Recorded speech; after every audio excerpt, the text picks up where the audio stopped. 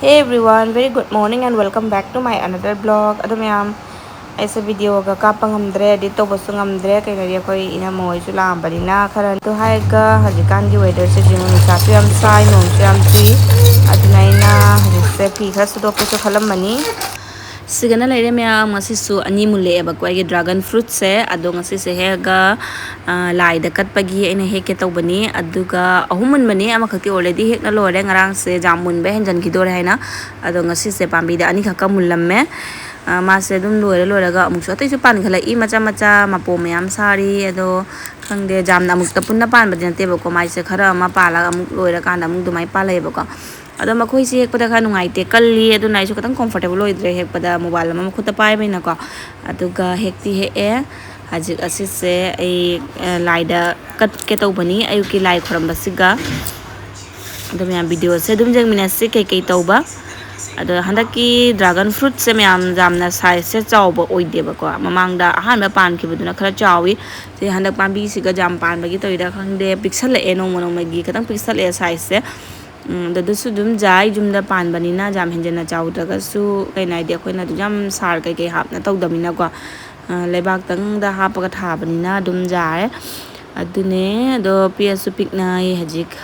लाइदा cut केना पुथागे तो बने सका लेरे मयाम अमा खक्ति ngarang hek pane ba ko अदो ngasina ani khak hek pani ayukta sise ai laida kat lage ada mayam video sa dum jeng mina si kai kai tauba ai wanta gi thabak su ka de mina ko tangjang jang na loi shalage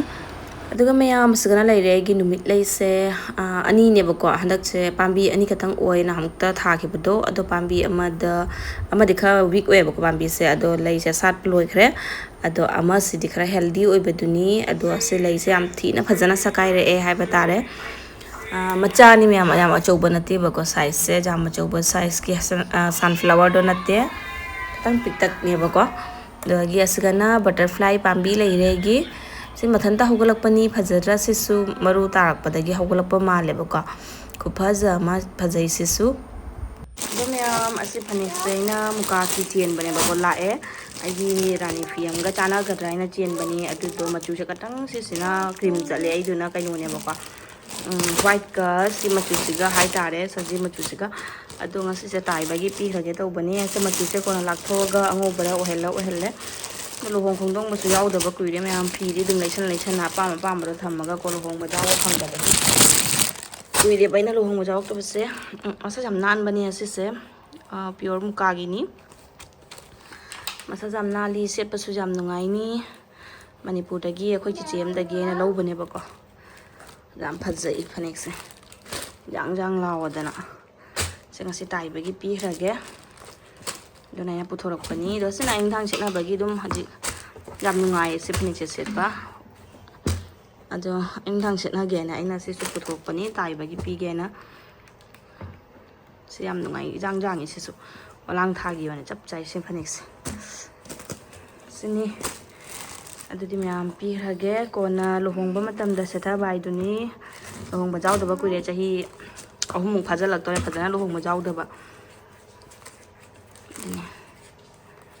yam phajai yam pamjai machu sida katang chana phatri ba igi phi rani phi duga ko phi ge sorry igi rani phi aput prang khak lege ba ko sisiga chana ga ne na lo bune ba katang faded oi color se cream moi bane ado cream se machu lak tho ga di on tho kani jai hai ba doi lak thon ge ango bo hen lage chasila sina ngarangi yerum thong bangare ne ba sorry yerum thong bangarangi ne ba ko adu to se go ina yuki chara walani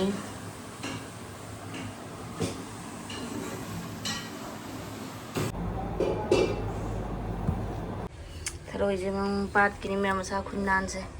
phajadra ya lagi tingam me ba ko asidi thongani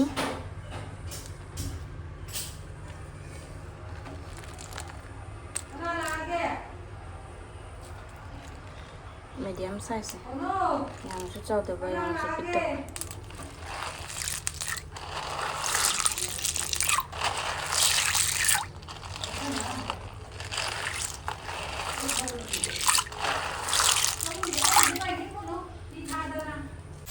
ꯑꯗꯨ ꯃꯌꯥꯝ ꯊꯔꯣꯏ ꯊꯣꯡꯕꯒꯁꯨ ꯆꯥꯗꯕ ꯀꯨꯏꯔꯦ ꯑꯗꯨꯅ ꯊꯔꯣꯏꯁꯦ ꯉꯁꯤꯗꯤ ꯈꯔ ꯍꯥꯎꯅ ꯊꯣꯡꯊꯔꯒ ꯆꯥꯊꯔꯒꯦꯅ ꯇꯧꯕꯅꯦꯀꯣ ꯅꯣꯡ ꯐꯥꯗꯣꯛ ꯆꯥꯕꯁꯤꯗꯤ ꯍꯥꯎꯕꯅꯤ ꯌꯥꯝ ꯇꯣꯏꯅ ꯆꯥꯗ꯭ꯔꯒꯁꯨ ꯑꯗꯣ ꯄꯥꯠꯀꯤ ꯊꯔꯣꯏꯁꯤꯗꯤ ꯑꯃꯨꯛ ꯍꯦꯟꯅ ꯍꯥꯎꯋꯦꯕꯀꯣ ꯌꯥꯝꯅꯁꯨ ꯆꯥꯎꯗꯕ ꯌꯥꯝꯅꯁꯨ ꯀꯩꯅꯣ ꯇꯧꯗꯕꯗꯣ ꯏꯔꯣꯜꯂꯒ ꯑꯗꯨꯝ ꯁꯣꯛ ꯇꯧꯁꯟꯗ꯭ꯔꯣꯕꯅꯤ ꯊꯔꯣꯏꯁꯦ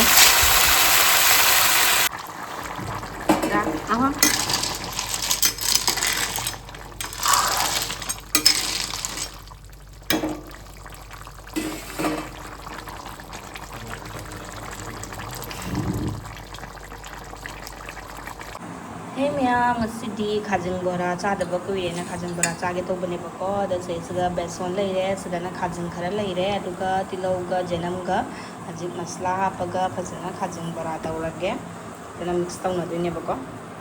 da ma'am video se dum jengina si ai hoba khotpa loraga dum share taujaraga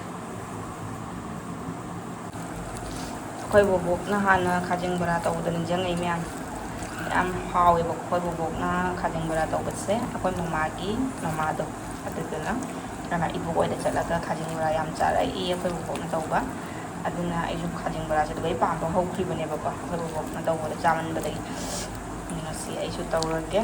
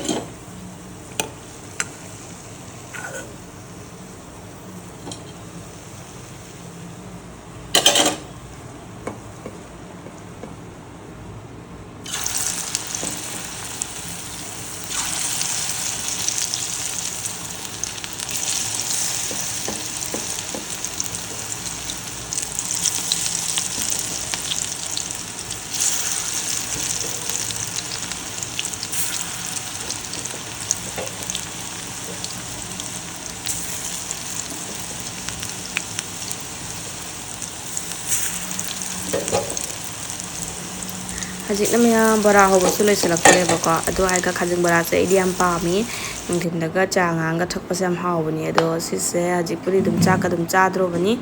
ꯖꯥꯝꯅ ꯈꯥꯖꯤꯡꯁꯦ ꯖꯥꯝꯕꯕꯨꯗꯤ ꯅꯠꯇꯦꯕꯀꯣ ꯉꯥ ꯃꯆꯥ ꯃꯌꯥꯝꯗꯒꯤ ꯃꯟꯊꯣꯛꯑ ꯊꯝꯕꯗꯨꯅꯤ ꯀꯩꯅꯣꯗꯤ ꯍꯦꯟꯖꯥꯡꯗ ꯊꯣꯡꯉꯒ ꯆꯥꯁꯨ ꯍꯥꯎꯇꯕꯅꯤ ꯈꯥꯖꯤꯡ ꯃꯆꯥꯁꯦ ꯁꯨꯃꯥꯏꯅ ꯕꯣꯔꯥꯒ ꯆꯥꯕ ꯑꯣꯏꯗꯤ ꯑꯗꯨꯝ ꯍꯥꯎꯕꯅꯦꯕꯀꯣ ꯑꯗꯨꯗꯨꯅ ꯉꯥ ꯃꯆꯥ ꯃꯌꯥꯝꯗꯒꯤ ꯃꯟꯊꯣꯛꯄꯅꯤꯅ ꯆꯨꯝꯅꯒꯤ ꯈꯥꯖꯤꯡꯗ ꯌꯣꯟꯕ ꯂꯥꯛꯑꯗꯤ ꯃꯔꯥꯡ ꯀꯥꯏꯅ ꯆꯥꯒꯗꯕꯗꯣ ꯈꯥꯖꯤꯡ ꯃꯆꯥꯗ ꯌꯣꯟꯕꯁꯨ ꯐꯪꯗꯦꯕꯀꯣ ꯉꯥ ꯆꯅꯤꯈꯅꯥ ꯃꯔꯛꯇ ꯃꯆꯥ ꯃꯔꯛꯇ ꯌꯥꯎꯔꯛꯄꯗꯣ ꯑꯩ ꯃꯟꯊꯣꯛꯑꯒ ꯑꯗꯨꯝ ꯀꯩꯅꯣ ꯇꯧꯕꯅꯦ ꯕꯣꯔꯥꯁꯦ ꯁꯦꯝꯕꯅꯦꯕꯀꯣ ꯑꯗꯨꯅꯤ ꯑꯗꯨꯅ ꯑꯗꯨꯝ ꯍꯧꯖꯤꯛꯀꯤ ꯑꯗꯨꯝ ꯆꯥꯛꯀ ꯆꯥꯕꯩꯗꯤ ꯑꯣꯏꯅꯤ ꯑꯗꯨꯅ ꯕꯣꯔꯥ ꯍꯧꯕꯁꯨ ꯂꯣꯏꯔꯦ ꯑꯗꯨ ꯍꯥꯏꯔꯒ ꯃꯌꯥꯝ ꯉꯁꯤꯒꯤ ꯅꯨꯡꯁꯥ ꯈꯨꯠꯁꯥꯁꯦ ꯌꯦꯡꯉꯣ ꯐꯧꯕꯁꯦ ꯉꯥꯏꯍꯥꯛꯇꯪꯗ ꯀꯪꯕꯤꯗꯨꯅꯤ ꯑꯣꯏꯗꯣꯏꯁꯦ ꯑꯗꯨꯒ ꯍꯧꯖꯤꯛꯅ ꯃꯌꯥꯝ ꯑꯩꯈꯣꯏ ꯆꯥꯕ ꯊꯛꯄ ꯂꯣꯏꯔꯒ ꯇꯨꯝ ꯍꯧꯒꯠꯂꯒ ꯍꯩ ꯔꯥꯁꯦ ꯆꯥꯒꯦ ꯇꯧꯕꯅꯤ ꯃꯇꯝꯒꯤ ꯍꯩ ꯔꯥ ꯉꯥꯛꯇꯅꯤ ꯑꯗꯣ ꯏꯆꯥꯅꯨꯄꯤꯁꯦ ꯉꯁꯥꯏ ꯂꯥꯏ ꯀꯠꯄ ꯗ꯭ꯔꯥꯒꯟ ꯐ꯭ꯔꯨꯠꯁꯦ ꯑꯗꯨꯝ ꯆꯥꯊꯣꯛꯈ꯭ꯔꯦ ꯀꯥꯞꯍꯧꯗ꯭ꯔꯦ ꯁꯤꯅ ꯃꯌꯥꯝ ꯑꯩꯁꯦ ꯅꯨꯡꯊꯤꯟꯗ ꯖꯦꯔꯨꯝ ꯊꯣꯡꯒꯦ ꯍꯣꯔꯦꯟ ꯁꯟꯗꯥꯒꯤ ꯖꯦꯔꯨꯝ ꯊꯣꯡꯒꯦꯅ ꯃꯔꯣꯏꯁꯦ ꯍꯦꯛꯆꯟꯅ ꯊꯝꯍꯧꯕꯅꯦꯕꯀꯣ ꯅꯨꯡꯗꯥꯡꯒꯤ ꯑꯃꯨꯛ ꯊꯣꯡ ꯊꯥꯛꯅ ꯑꯩ ꯔꯦꯗꯤ ꯇꯧꯁꯜꯂꯅꯤ ꯀꯩꯅꯣ ꯍꯥꯏꯗꯤ ꯃꯌꯥꯝ ꯚꯤꯗꯤꯑꯣꯁꯦ ꯑꯩ ꯑꯗꯨꯝ ꯌꯥꯡꯅ ꯅꯝꯁꯤꯟꯕꯗꯀꯣ ꯃꯔꯛꯇ ꯌꯥꯝꯅ ꯍꯥꯞꯄꯒꯤ ꯃꯇꯝꯒꯗꯣ ꯐꯪꯍꯧꯗ꯭ꯔꯦꯕꯀꯣ ꯃꯔꯛꯇ ꯍꯥꯞꯅ ꯈꯣꯠꯅ ꯇꯧꯕꯒꯤ ꯑꯗꯨꯅ ꯑꯗꯨꯝ ꯑꯩ ꯊꯣꯡ ꯊꯥꯛꯄꯒꯤ ꯑꯣꯏꯅ ꯑꯦꯗ ꯇꯧꯁꯜꯂꯛꯑꯦ ꯁꯤꯒ ꯂꯩꯔꯦ ꯉꯁꯤ ꯅꯨꯡꯗꯥꯡꯒꯤ ꯅꯖꯔꯝ ꯊꯣꯡꯕꯅꯤ ꯃꯌꯥꯝ ꯑꯗꯣ ꯃꯌꯥꯝ ꯃꯇꯥꯡꯁꯤꯗꯒꯤ ꯕ꯭ꯂꯣꯒꯁꯤꯁꯨ ꯂꯣꯏꯁꯤꯜꯂꯒꯦ ꯃꯊꯪ ꯐꯥꯎꯅꯁꯤ ꯕꯥꯏ ꯕꯥꯏ